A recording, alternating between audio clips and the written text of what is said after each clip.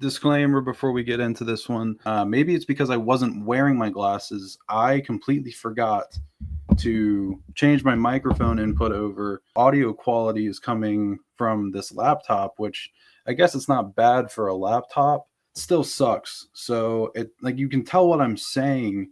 I just don't sound very good. I guess I'll blame it on the glasses. Might also just blame myself for being a complete dumbass. Thanks for hearing me out here for a second. And fuck the Packers. I'm going to say, maybe I shouldn't say fuck the Packers here in a couple minutes, but truthfully, fuck the Packers, in case that wasn't clear. Vice now, you already know what week it is. Great week I guess twice a year. It is FTP, F the Packers. I think I can say the F word, but I'm just going to go ahead and be safe and not do it for monetization so I can make the 20 cents off this video. Vikings, Packers this weekend at Lambeau Field. Sunday 1 p.m. game, which I'm fine with. But it's a weird one. Weird feeling around the Vikings, obviously. We don't really know what we are, and it's getting to be a little bit too late, and they're a little bit too much in the hole to find out who we truly are. But nonetheless, I always want to see the Vikings beat the Packers on Sunday. We're back with Preet. Preet's with us again for this preview. Preet, how you doing? I could be doing a lot better with a win on Sunday.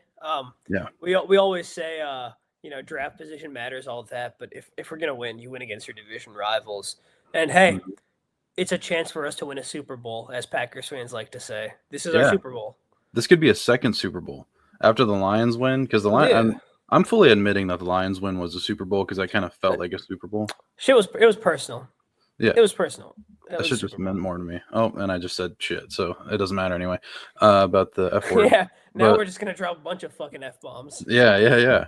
YouTube, please. I really want the 17.5 cents off the ad revenue of this video.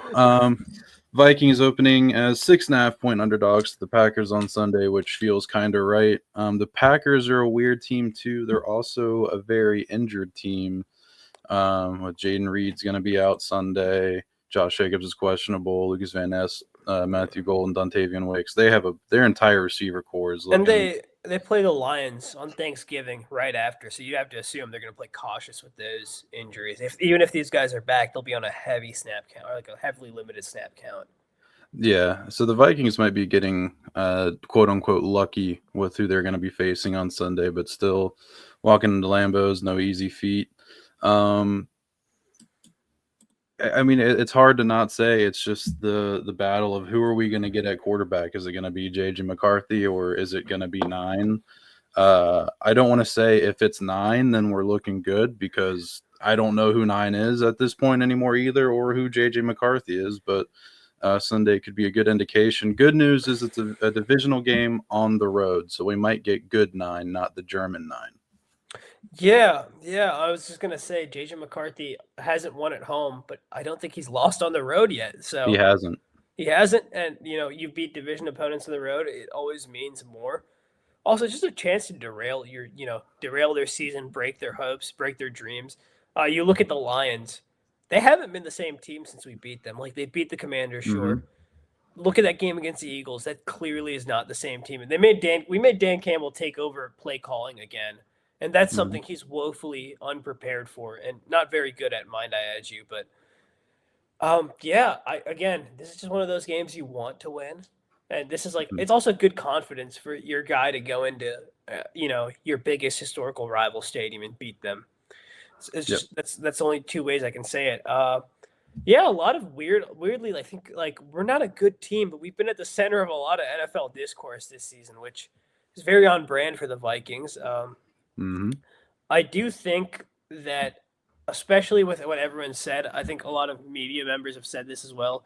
Not everything is fully McCarthy's fault. And again, towards the end of the game, how can you not be hopeful seeing that long drive where the mechanics look a lot cleaner, it looks a lot more repeatable. But I think you might find out early what version of 9 you're going to get if he's going out there overshooting guys again like last week. Yep. You're not in for a fun one. But again, this is a weak Packers secondary. This is a team you can take advantage of, and you should take advantage of, and let's see if they can do that, man. I said the same thing last week, and they weren't able to, but... Yeah, and again, I don't know how to get a read on McCarthy, not just because of his play, but, this week alone, if you haven't seen the press conferences with McCarthy going through the week, they're very interesting. But he essentially says, like, we're almost there. There's not much more to work on. I mean, there's a couple things I got to work on, but we're almost there. But he's also saying I have to completely rewire my neurological pathways. So those feel very different. I don't. Yeah, and his former quarterbacks coach is picking fights with Chris Carter on Twitter. So That's kind of awesome. I respect that. Hot take, awesome. From who? Chris Carter, the quarterbacks coach. From the quarterback coach. That's kind of. It would have been awesome if he didn't censor himself. Yeah. Actually, I retract my statement. Yeah, you lose points for censoring yourself. Like, what are you gonna do, man? Like, yeah. What's his name? Greg Holcomb. Yeah, something like that. And then he put out an apology using the Vikings letter font, and then they're like, the Vikings are like, "Yeah, you don't work for us, dog. Take that shit down." Yeah, Greg, if full open invite to come on to Vikes now if you want to discuss this. Also, Chris Carter. You know what? Greg Holcomb versus Chris Carter on Vikes now, Saturday night's main event style. Would be sick, and we're completely. I don't think any other show. Are you gonna cut promos for that? Yeah, I'm really interested to see a Chris like with JJ McCarthy. Would he be in Greg Holcomb's corner or Chris Carter's corner? Probably Greg Holcomb's. Well, yeah, Chris Carter did go to Ohio State, so it's kind of hard. Oh, he did. That's right. And I guess the criticism on Twitter isn't something Mr. McCarthy would be a fan of. I don't know actually, but if I'm JJ McCarthy, dude, just stay out of it. Stay away from it. Oh, yeah, he's going to, Stay away from any social media this week, man. Yeah, I know they're not going to take me up on my offer to come on the Vikes now to hash things out, but Greg, if you are watching, please just tell JJ to stop whipping his leg for absolutely zero reason. And tell him to, reestablish his base every time he throws. His legs are way too wide, and it causes him to sail a lot of passes. But yeah, I know you're not on Twitter, but Dan Orlovsky, I don't know. It's a really minor thing, and I'm really nitpicking it. But like, he had such a funny tweet. Like, he's a former NFL, which I don't get on like the pile on Dan Orlovsky thing because he like was a very bad quarterback in the NFL. Yeah, he knows more about us. He ran out of the back of the end zone. It was objectively funny. Yes. We can move on. Yeah, but he was still a quarterback at the NFL. Kevin O'Connell was an awful quarterback at the NFL level. And guess what? Yeah. So it's one of those things where those who cannot do teach. Yeah, but he had a tweet because he's on NFL Live on ESPN. He had a tweet. And it was so funny. He was like, "Okay, Vikings fans, I figured out why JJ McCarthy's been bad." And I'm like, "Dude, we didn't need you to point that out." It's a pretty open secret. I mean, anyone who watched a year or two of football, good quarterback versus bad quarterback, can tell where the mechanics are off. Yep. It's a footwork. He presented it like some kind of secret. It was like, tune into NFL Live. You need to see this. I cracked the code. I think it is helpful for casual fans who don't watch the Vikings week to week, but sickos like us, we've known. Yeah, and just to be clear, I actually do like Dan Orlovsky as an analyst. I just thought that was really funny. But looking here, do what we did last week. Just a couple of things to go off of. It looks like the key, as it's always been against Jordan Love, as you can see right here, is pressuring Jordan Love, and that's always something that Brian Flores has been able to do successfully. The first game of last year comes to mind where they almost blew that 28-0 lead. Jordan Love was injured in that game, but like Jordan Love was in hell the first half. It's also, we say almost blew that lead. The Packers never possessed the ball with the chance to take the lead in that game. That's true. We can say almost blew, but did we? Probably not. Kinda, a little. We thought about it. Yeah, we thought about it, but it's like both Packers games this last season were it was very much the box score doesn't tell you the full story. Yeah, that's true. It's like when you're in the car and you're driving to like McDonald's and you pass you're driving to Outback Steakhouse and you're passing McDonald's and you're like, wait, what if I just saved the money and went to McDonald's? And you think about putting your finger on the blinker, but you just keep driving straight. I'm going to be so honest. I had no idea where that analogy was going. I don't know either, but you please make up for me here. Please say something. Just looking at the Packers this year, I think they're a good team, but they also have this issue where they play down to their level of competition all the time. I think the Cardinals game where Micah Parsons single-handedly won them that game. You think of trying to think the Cincinnati Bengals game. The Packers almost gave up a comeback in that game. It's Yep. they're a strange team. That defense on paper should be good, especially with the addition of Micah Parsons, but they do get picked on sometimes. It feels like look at the Panthers. The Panthers fully neutralized Micah Parsons, and then we're just able to run the ball down their throat and just win the game from there. And this is the Panthers, I think, like with a banged up Bryce Young. So Yeah. it's they're a very beatable team, especially when you have the tools that the Vikings do. But also, it's like it's very dependent on the quarterback. One thing I'm really interested to see is if Ryan Kelly is back. He's questionable at this time right now. This will be the first time ever the full offensive line that you projected to start the season with is healthy and playing. You can't tell me. You can't tell me this. Oh, dude, everyone should be excited. Mm-hmm. Especially this couldn't have come at a better time. Divisional opponent, Micah Parsons or Sean Gary. Let's get to it. Let's see what we can do. Yeah. Also, Brandel has been, Blake Brandel has been good, but there's just so many things that Ryan Kelly can do that, like picking up on blitzers, communicating that with the quarterback. It's invaluable to have someone like that. Yeah, and like you said, the Vikings are getting. It's hard to say they're getting healthy at the right time. Like it's nice that they're getting healthy on Packers week, but if they could have been healthy, like I don't know, a month and a half ago, the season might look a little different depending on JJ McCarthy. But Packers team very hurt.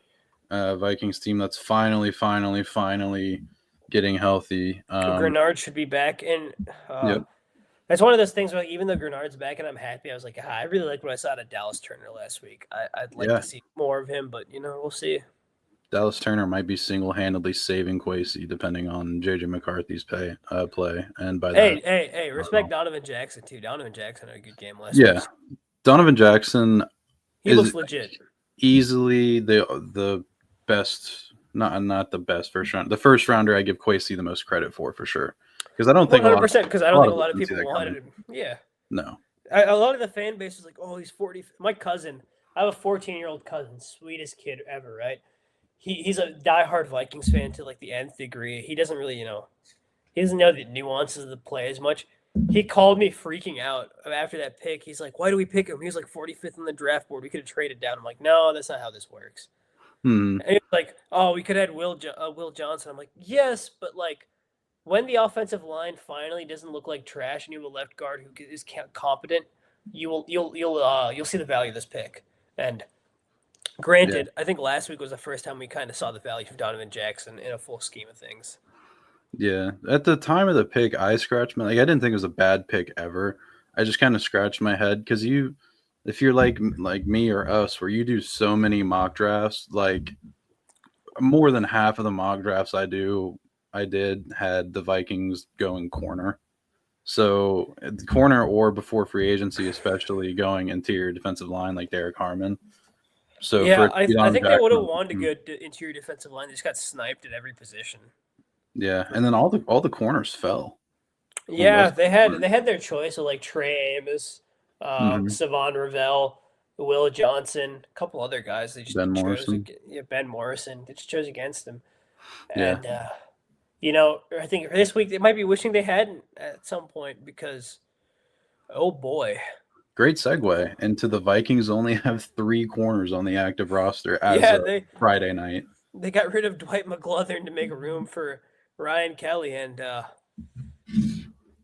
yikes, man. Yeah, Dwight McGlothern. I like Dwight McGlothern a lot in the draft. I was happy to get him as an undrafted free agent. Obviously, he never, and he might end up coming back to the practice squad. I wouldn't be shocked if he probably will. Yeah, but I think the writing was kind of on the wall for him there. The minute Fabian Moreau started getting snaps over him, you're like, I see where this is going. Fabian Moreau truthers, stand up. What did I say? I He's guess good. I'll take my victory lap. Not really, but Is Fabian Moreau the new Duke Shelley where we get so infatuated by him? Maybe. We have nobody else. Maybe. I remember people are so pissed that we didn't re-sign Duke Shelley and he gets cut by the Raiders. Yeah, we choose the weirdest thing to get mad about. Like Duke Shelley, I mean, he had a couple good plays. Most obviously, the Why did break we in the sign end Miles zone. Gaskin over Zonovan Knight? God. Yeah, yeah. Damn it. But yeah, 3 active corners. We're either. I mean, it's kind of late to bring in a veteran corner to play Sunday now. I mean, in Yeah, theory, Asante you Samuel Jr. is could. off the market too. Yeah, but like if you want to bring in, I think Rasul Douglas is a free agent, but Oh, he is? I might be He was good completely for a lying. stretch. Yeah. But you have to call up like one corner to the active roster, right? From the practice, like Shamara Bartholomew or somebody. Or this is my theory what they're gonna do. You're gonna see a lot of Jay Ward on the field. Oh, good. Oh, that's the answer. Probably will be. Yeah. It's not a right answer. It is an answer.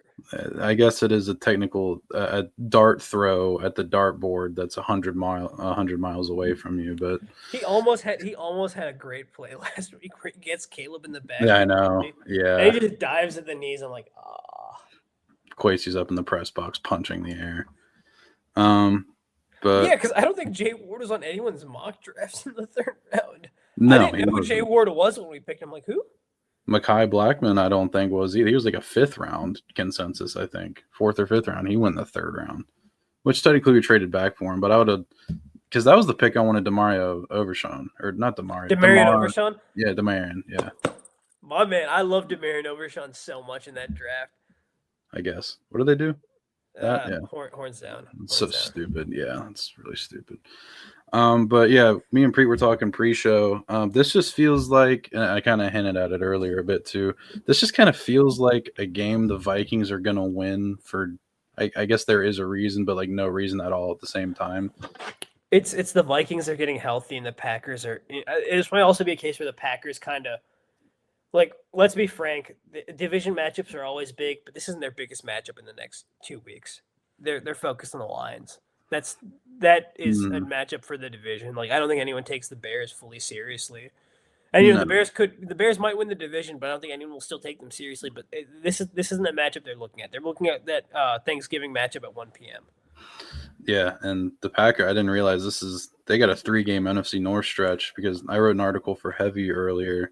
Go check that out if you want to. But the Packers have only played one divisional game this year so far, and it was week 1 where they beat the Lions. So they've got an NFC North heavy. Like they have 2 games that aren't NFC North for the rest And of then the the year. Broncos are also somehow not bad.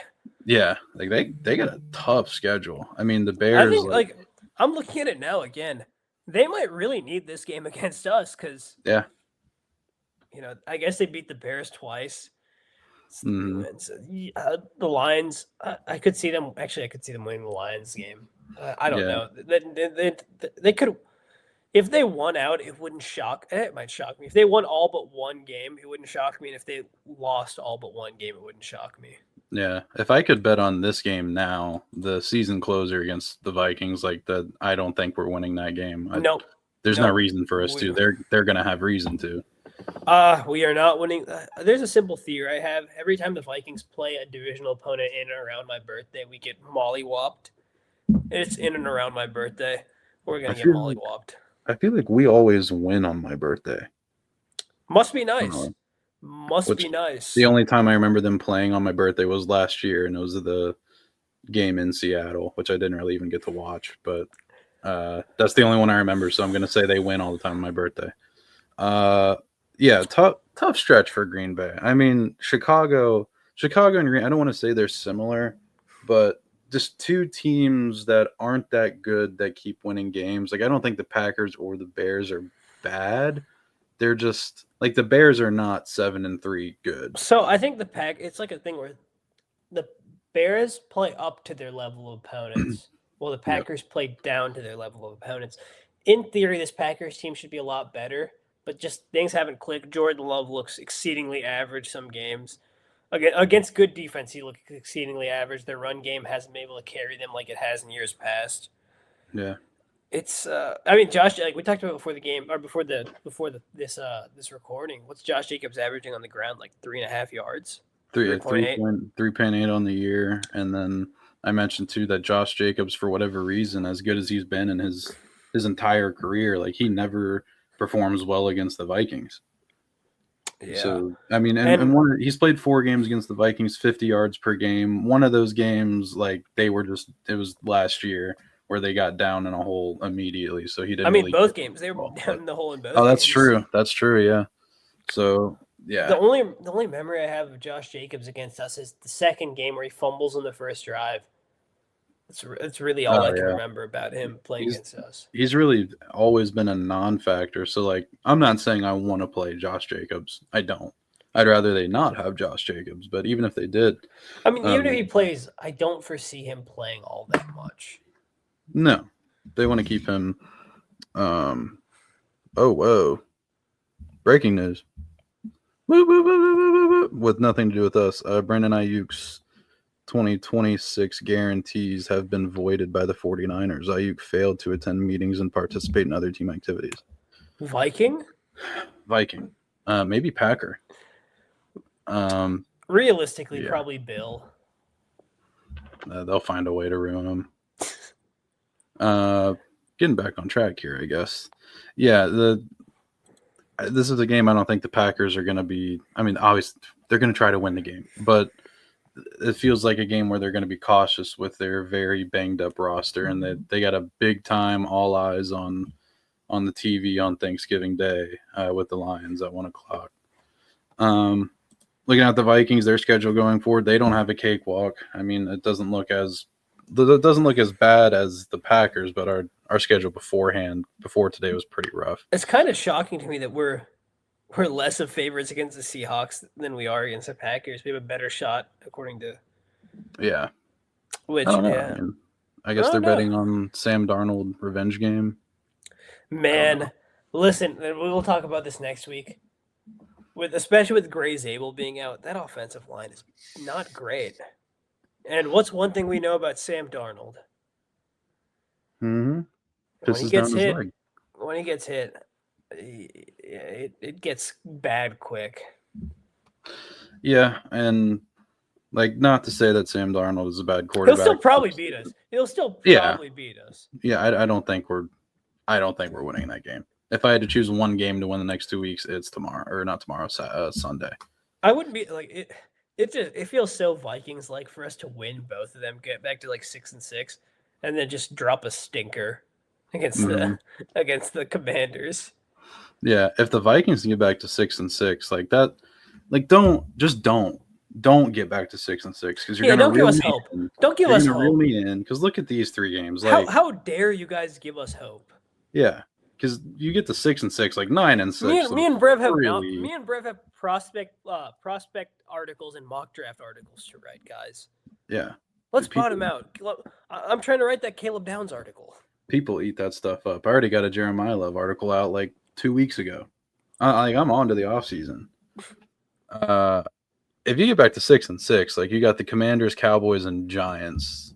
All games that 3 very winnable games you should win, and even with McCarthy, we touched on it. What I'm hearing is 9-6 by Christmas.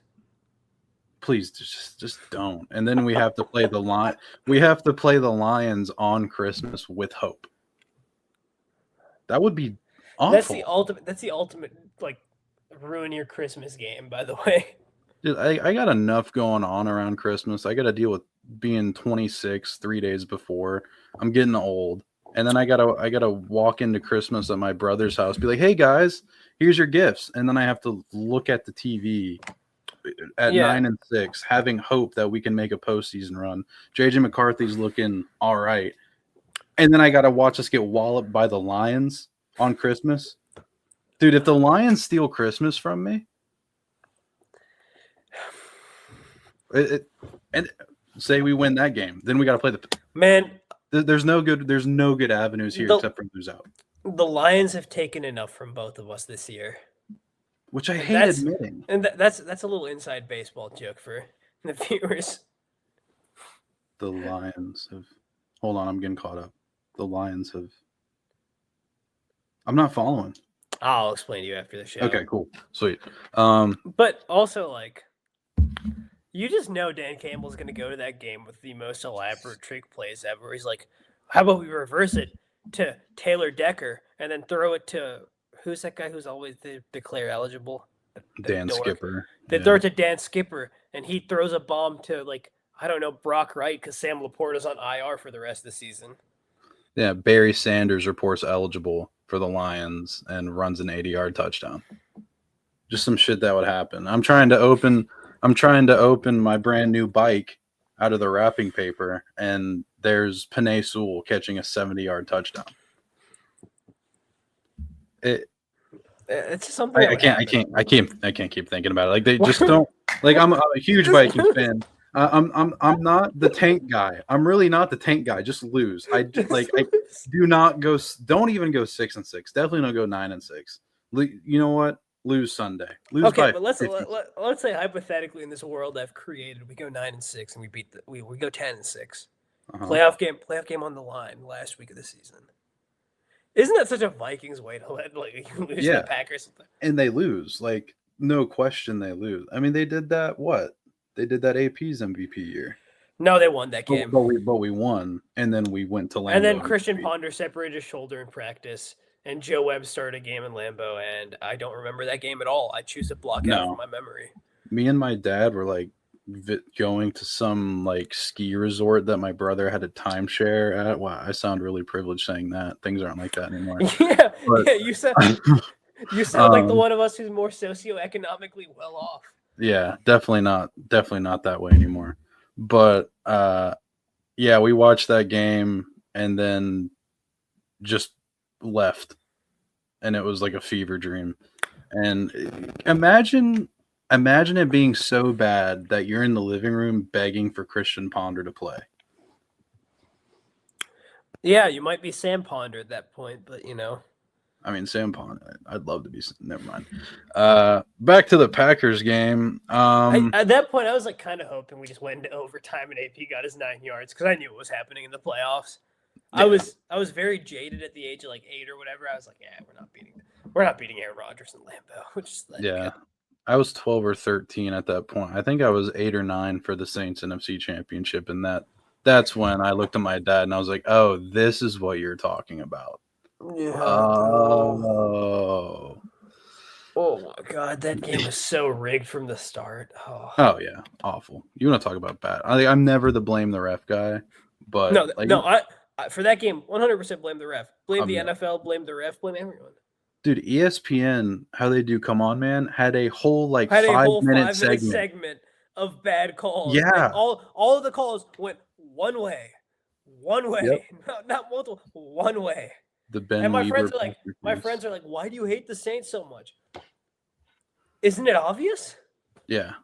They had Hurricane Katrina and got gifted a Super Bowl. There was man.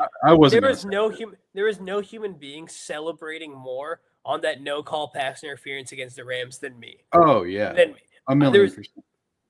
They're like, oh, we were cheated out of a chance to make the Super Bowl. Oh, does this sound familiar? Mm-hmm. And there was genuinely around an 8 or 9 year stretch. I guess it was more like 10 years from the 2009 NFC Championship game to us knocking them out in 2019 that I hated the Saints. I hated the Saints more than the Packers. I still do.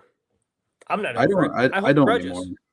Now that they suck, it's kind of hard to hold a grudge now that Sean Payton's gone. But I really like Sean. That Sean Payton. I know we're getting so off topic here, but the fact that Sean Payton only got a year suspension, and they were like, "Oh, he didn't know that this bounty gate was going on." He's the head coach of the team. Is he that mentally inept to not know what his defensive coordinator is doing? Also, Drew Brees 100% knew too, and we all infantilize Drew Brees and treat him like, "Oh, this poor guy." No, he knew what they were doing. Yeah. Well, Sean Payton got his karma by tearing his ACL on the sideline. Did he? When? Well, that was him, right? Sean Payton. Obviously, Chris Finch did it on the Timberwolves, but he tore his patellar. I don't think Sean Payton tore his ACL. Hold on. I know he did this. He suffered a torn ACL and fractured tibia in 2011 while coaching. Oh, yeah. I don't know. Minneapolis Miracle. Like, my friends were like, "Oh, after the Minneapolis Miracle, is this enough?" No, it'll never be enough. Because that 2009 Vikings team was the best football team I've ever seen play in purple and gold. And will never we be. would have mollywopped the Colts, and we were robbed of that. Yeah, it would have been enough. We turned the ball over 5 times and only lost because the overtime rules were so shitty. You only need a field goal to win after possessing the ball first. Turn the ball over 5 times. One of the worst interceptions in clutch time that you've ever seen. The missed calls. A litany of missed calls. Brett Favre getting molested in the backfield and never getting calls his way. Yep. It would be made up for if we won the Super Bowl after the Minneapolis Miracle. But a miracle play in the divisional round of the playoffs is not enough for me, personally. Why do we talk about heartbreaks? Yeah, right. Anyway. No. I've suffered enough heartbreak in my 23 years on this earth. I don't need to reminisce on anymore. You wanna deep dive into that? Pass. Final predictions for the Green Bay Packers game on Sunday. I think we both kind of tipped our hands at what we think. But is it what I feel? Is the Vikings? Listen, my head is saying the Packers win by like 10 points. But this right here is telling me we're going to somehow win this game in a stupid way. We're going to win like 20-17. Like Jordan Love is still like banged up on his shoulder. I mean, he practiced all week, but like, you know, he'll throw a stupid pick to like, I don't know, Metellus or Isaiah Rodgers. Yeah. McCarthy will have his first clean game somehow. They'll figure out a way to like neutralize Micah Parsons. We'll be like, oh, we're so back, and then we'll go to Seattle and get whacked. Saying McCarthy would have a clean game is almost like it's like the odds equivalent of saying the Vikings by like 25. Would you agree? Low key, kind of. Yeah. Low key, kind of. Like I was thinking a lot about the Bears game. Like if he doesn't throw those 2 picks, we probably win by like 10. So me and Jason talked about that on the episode came out actually Tuesday morning, I believe, where the most frustrating part about all this is that McCarthy is playing so terribly so terribly bad that that he like quarterback play not much better than him, which is like historically bad. We win these games. Like the last 2 games. Probably. The Ravens game a little bit less or so. The Bears game for sure. Like the Bears did not want to win that game. They weren't acting like that. Both teams. Listen, man. I think out of all 4 NFC North quarterbacks last week, somehow Caleb Williams played the best, and he was still atrocious. Yep. Mm-hmm. And McCarthy, McCarthy almost outplayed him somehow. That's how bad every NFC North quarterback was last week. McCarthy on the final drive of the game for the Vikings offensively was the best quarterback in the NFC North last week. It's so mad. Like he looked like they weren't hard throws. Everybody was open, but he just looked so pure on that last drive. I know like not everyone's going to get this analogy I'm going to make, but you know, in cricket, there's this one player India has, and it's like when things are going so good, he's awful because he tries to do these like audacious things and like these things that like he tries to like do things that have never been done before, and he just tries to like do random stuff. But when we're under pressure, I swear to God, this guy just never misses when we're under pressure. It's only when things are good. Like I think McCarthy is the same way. If he's under pressure, like it's a must-win situation, he'll somehow pull out like some of the best football you've seen. But he just relies so much on like I'll throw a pick, but I'll get the ball back. I'll will us back into this game. That you're like, man, please just play average. If you played average right now, we're probably 2 or 3 games above 500. And that's the really annoying part. Like the Vikings as a team, like if you took McCarthy off and replaced him with like Andy Dalton, which sucks to say. No. Andy Dalton's worse. Andy Dalton's worse. As someone who's watched the Panthers, no. Bad call. Fair. Okay. Like Andy Dalton in 2015, maybe. Okay, sure. Replace him with Davis Mills. Like we're at the worst 500, I think, and that's really annoying. Shout out Davis Mills. Davis Mills was the GOAT. That was such a weird game last night. I didn't even watch. I fell asleep. I was playing 2K with my friend Michael, but I had that game like on my computer next to me, and every time I looked at the computer, somebody was injured. And at one point it was Josh Allen, and Josh Allen looked like he was trying not to go into the light. My favorite thing is if you have the real app. Do you have the real app at all? Yeah. Yeah. Every time Christian Kirk got a ball, caught a pass, it was welcome back, Charlie Kirk. Oh, did they? I didn't see that notification. See Kirk on Erica Kirk's birthday. Oh, damn. Yeah. They're making fun of Charlie. It's a mockery. All I'm going to say is rest now, brother. We have the watch, and I'll see you in Valhalla. We are Charlie Kirk. We'll carry the flame. Before we get too far down the political rat hole. Final score prediction, Preet. Vikings, Packers, Sunday. Okay, I'm going to choose my heart over my head, and I'll probably get hurt really bad for this. I'm going to go Vikings 20, Packers 17, and that last touchdown for the Packers comes at like a minute 20 left. The game's basically over. They have no timeouts, basically. Just one of those things. Yeah. Hey, you've never gotten hurt choosing your heart over your head before, right? I mean, that's a topic for a whole nother podcast. I will also, as I've done multiple times, choose my heart over my head and see it blow up in my face. I'm going to take the Vikings 22-16. I feel like I had the same exact prediction last week. It was very close. It was like 22-17, I think. You've never gotten hurt choosing your heart over your head, have you? Yeah. Tune in for Vikes Now After Dark for nothing related to the Vikings at all. Yeah, our best Charlie Kirk takes. Yeah, that's what we'll talk about, and definitely not talk about Hitler.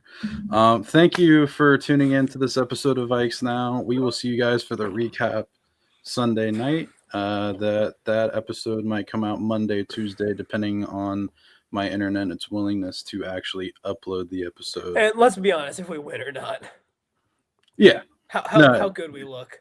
Yeah, if we don't win and JJ McCarthy looks like JJ McCarthy last week. If JJ McCarthy looks like JJ McCarthy and not 9, we might not be here on Sunday night. Not 9. Then you may or may not see us. But until then, Skull, fuck the Packers. See you in Valhalla.